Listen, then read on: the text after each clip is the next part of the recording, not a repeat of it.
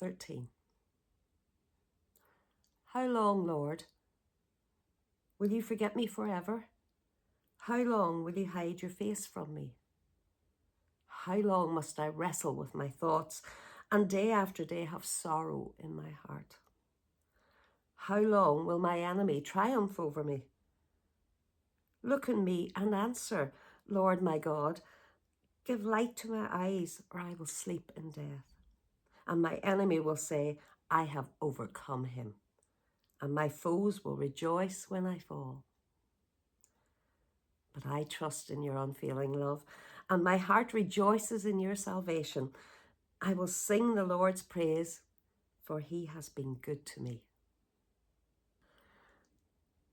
David frequently lamented to God, and that God was slow to act on his behalf. And this is one of those psalms where he is doing that. However, even though he's lamenting, he knows he can trust God, and he knows he can rely on God. And he knows that God will give him salvation. It's relatively easy to have faith when things are going well. But the test of faith is when things do not appear to be going well.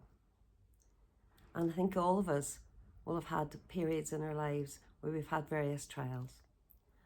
When I reflected on this psalm, I looked back at my own life and looked at the struggles, the disappointments, the bereavements, and all those things that happen in most of our lives that leave us feeling desolate and alone. But I know when I have turned to God and I've asked for his help, he's always been there. It's as David says in verse 6, he has been good to me, and he's been good to me as well. And he's taken me in this path and brought me here to my life now. And I can do nothing but praise him and thank him at all times, both in good and bad. I think as you begin to praise and worship God, it brings perspective to your problems, and reflecting on your life does that and helps you have that perspective and realise how good God has been. And I think this is what I will take away from this psalm.